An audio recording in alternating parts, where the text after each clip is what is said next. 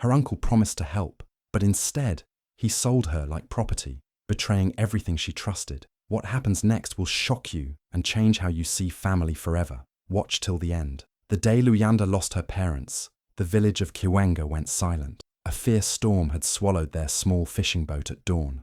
Hours later, only shattered paddles and a floating scarf were found near the rocks. At 17, Luyanda stood barefoot by the lakeside, eyes swollen from crying, her world ripped apart in a single night. Neighbors whispered prayers and handed her dry maize, but no one knew what would become of her. She had no siblings, no wealth, and no land in her name. Only an uncle, her late mother's younger brother, whom she barely remembered. Uncle Seku arrived the next morning, not grieving, not weeping, just polished and loud in a crocodile skin belt and dark sunglasses. He came from Danga City, a place Luyanda had only heard of in passing. He greeted the elders, made a short speech about stepping in as a parent, and then turned to Luyanda with a warm smile that didn't reach his eyes. "My girl," he said, wrapping an arm around her trembling shoulder. "Come with me.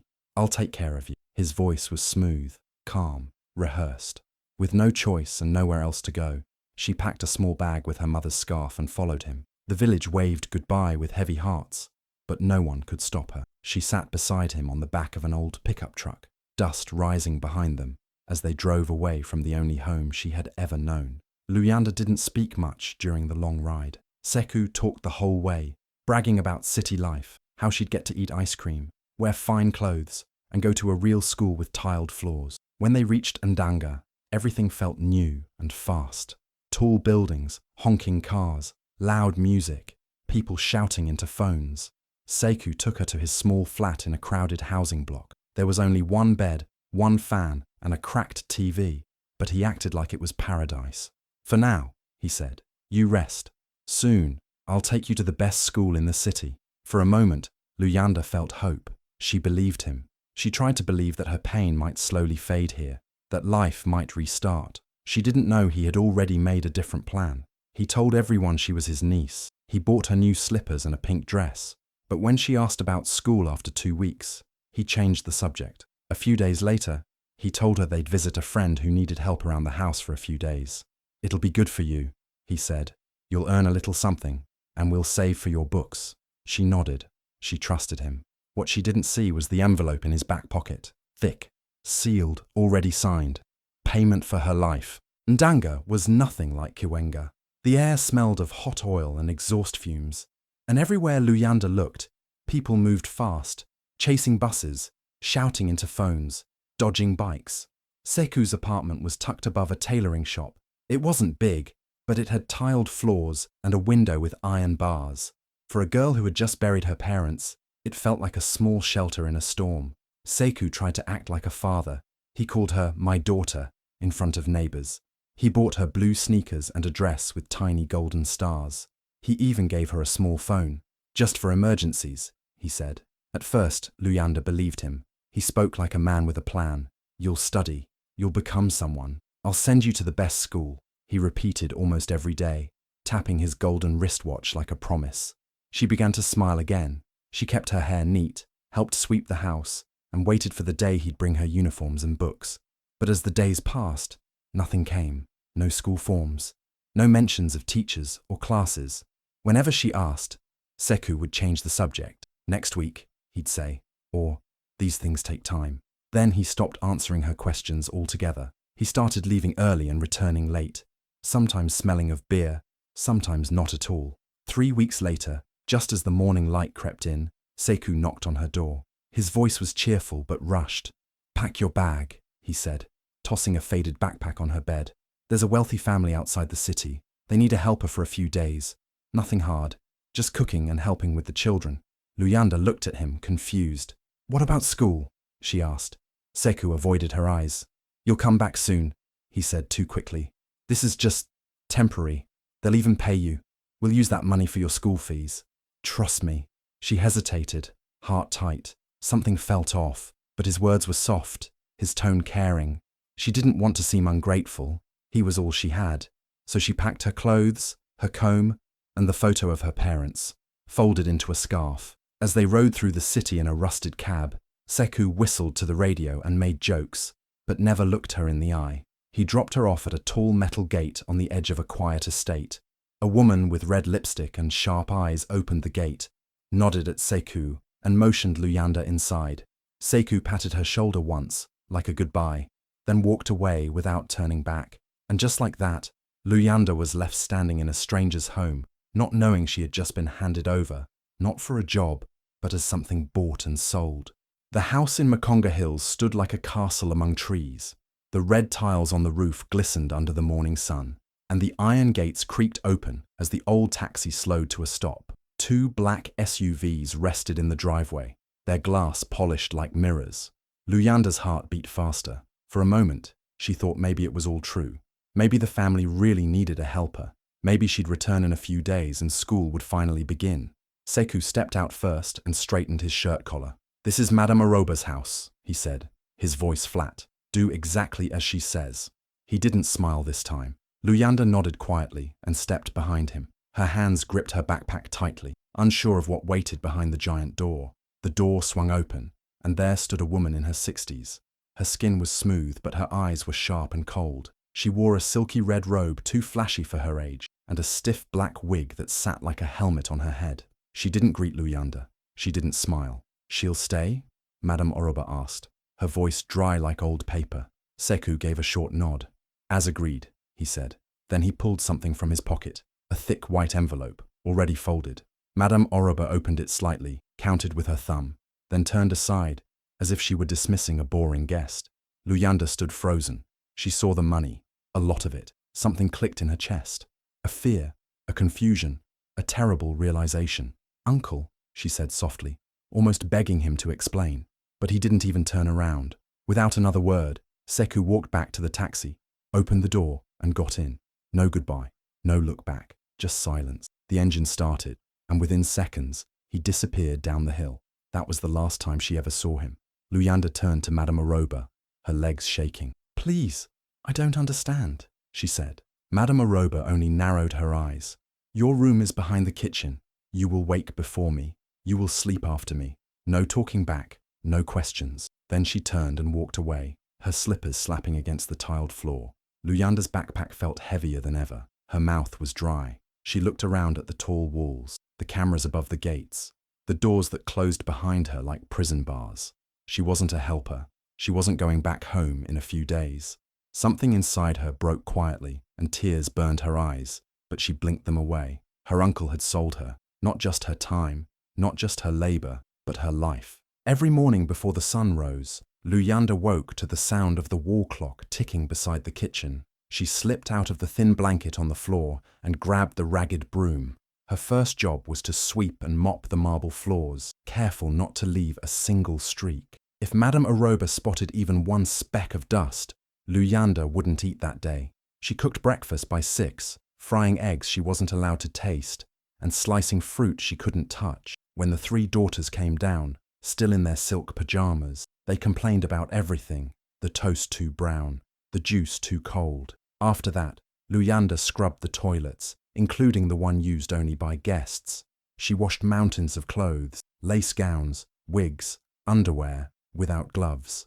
The girls tossed their dirty laundry at her feet like she was nothing. She wasn't allowed to sit unless she was polishing the floor. If she yawned, she got slapped. If she made eye contact, she was shouted at for challenging Madame.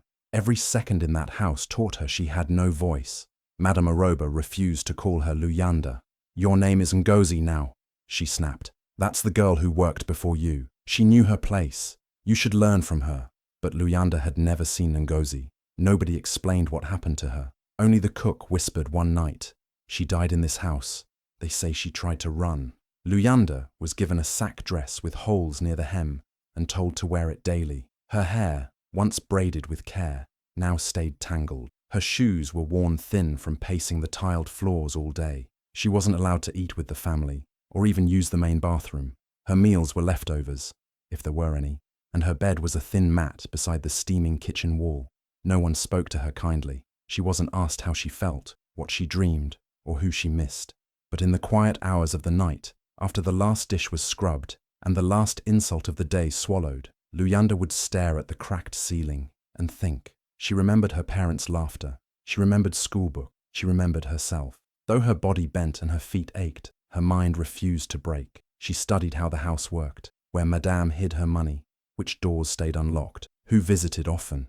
She listened carefully, even when ignored. She obeyed, but she watched. She served, but she waited. Luyanda may have been treated like a shadow, but deep inside, her fire had not gone out. The rain had been falling since morning, soaking the yard and keeping everyone indoors. Madame Oroba was asleep after her afternoon tea, snoring faintly on her velvet couch. Luyanda was told to clean the master bedroom, and she did so silently, moving like a shadow across the large room. As she dusted the drawer near the bed, her elbow accidentally bumped it, and it slid open more than usual. Something inside had jammed it. Curious, she pulled harder. It came loose, and a few things tumbled to the floor. Perfume bottle, foreign notes tied in rubber bands, and at the back, a worn leather-bound notebook. It looked old, the edges cracked, and the cover smelled like time. Something about it felt different. Her fingers trembled as she picked it up. She looked toward the door. No footsteps, no voices. Slowly, she opened the book. Her eyes widened. It wasn't a diary. It was a logbook. Pages and pages filled with names of girls. Next to each name were short notes, ages, villages, even details of where they were sent. Some had check marks. Some had amounts written beside them. She turned to a page that made her knees weaken. A Benny, sold to cattle farm, papers signed, land in Maruma seized. She kept flipping. Masego, taken from border town, delivered to gold mine camp. Then she saw Ngozi, no family, refused to work, found dead, disposed quietly. Her heart stopped. That was the name Oroba gave her. The same name. Luyanda realized the truth. She had replaced a girl who had died in this house. A girl who had probably fought back. A girl who disappeared with no questions asked. She snapped the book shut, her hands shaking so badly the notebook nearly fell. Her breath was short. She looked around the room as if the walls themselves were watching. Then she rushed downstairs and into the servants' quarters, making sure no one saw her. She pried up the loose floorboard beneath her thin mattress and shoved the notebook deep inside, wrapping it in an old cloth. She pressed the wood back into place and sat still, listening for footsteps. That day, something inside her changed. Madame Oroba wasn't just a cruel old woman. She was a criminal, a trafficker, who sold girls like they were objects, then stole the land left behind by their families.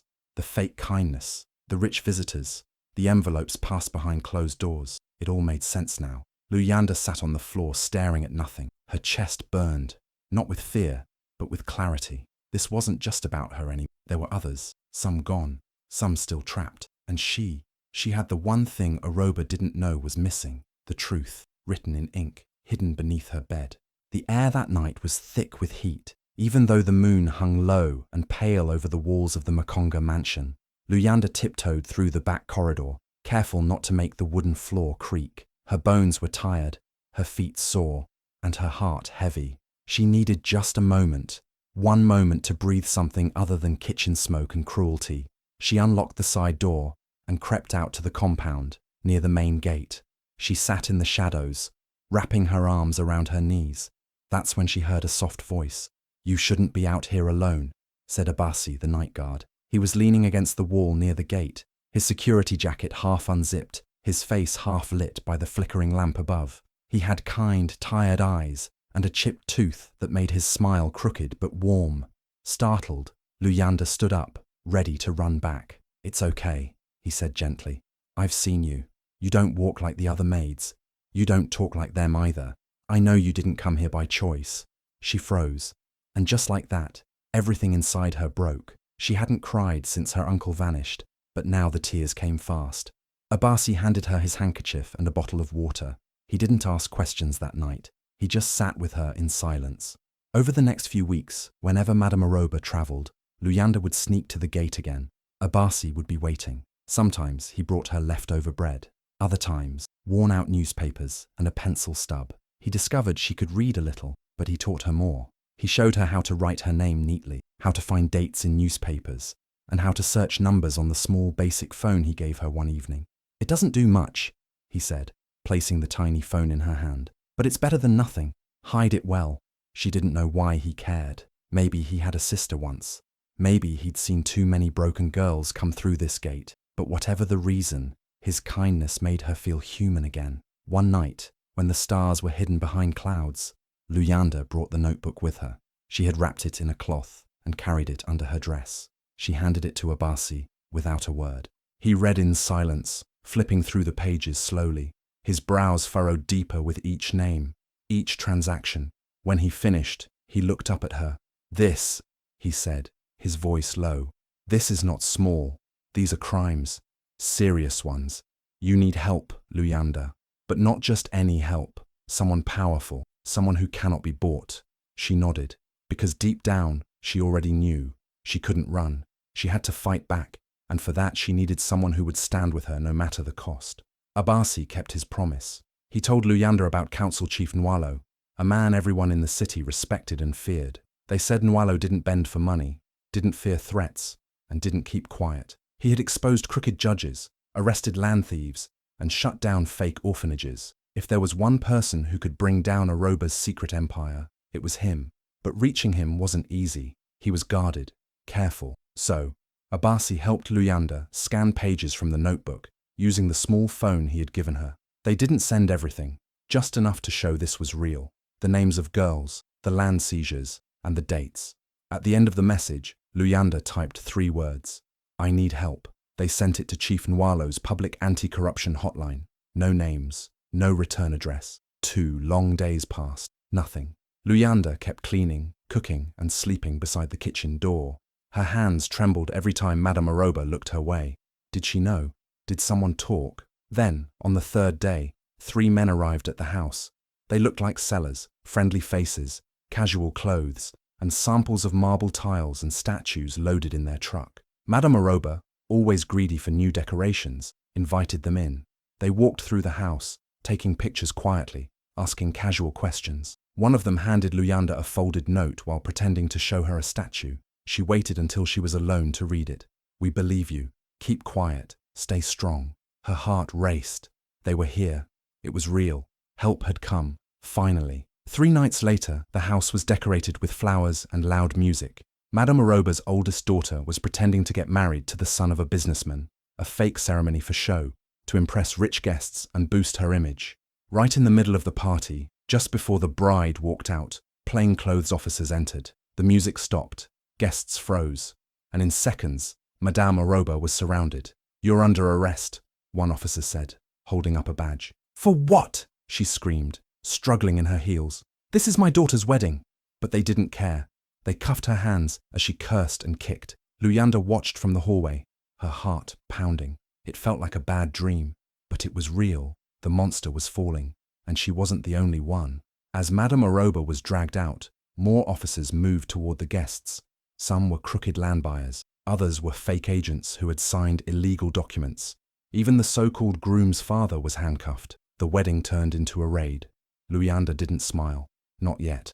It wasn't over. But for the first time since her parents died, she felt something she hadn't felt in a long time. Hope. In the bustling streets of Ndanga City, life went on as usual, until a quiet black car pulled up outside Seku's apartment. 5 plainclothes officers stepped out and knocked. Seku opened the door with a lazy smile, but it vanished the moment they flashed their badges. Within minutes, they turned his home upside down. Hidden in drawers, behind wall hangings, and even under the bed, they found what they were looking for: forged guardianship documents, fake school records, unexplained foreign transfers, and links to real estate deals that didn't belong to him. Seku didn't resist.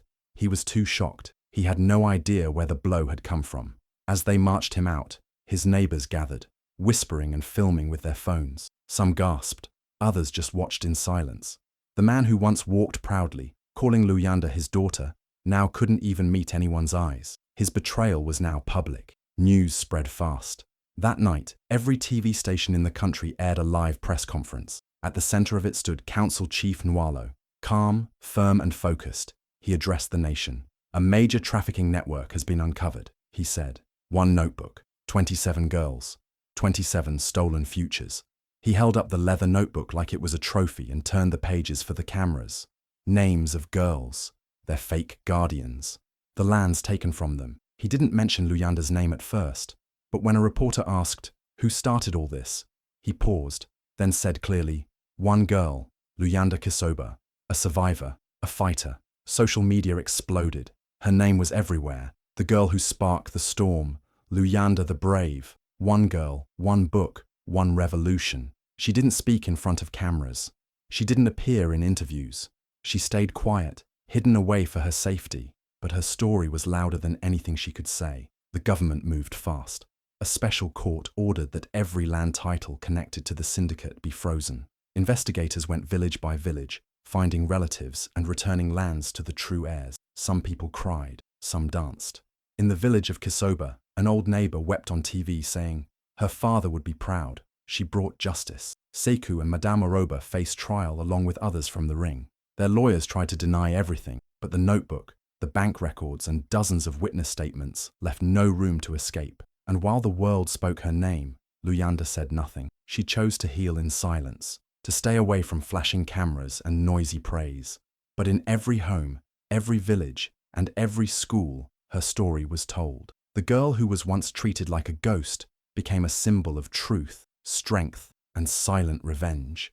Justice had been served, and Luyanda didn't need to shout to be heard. The world was already listening.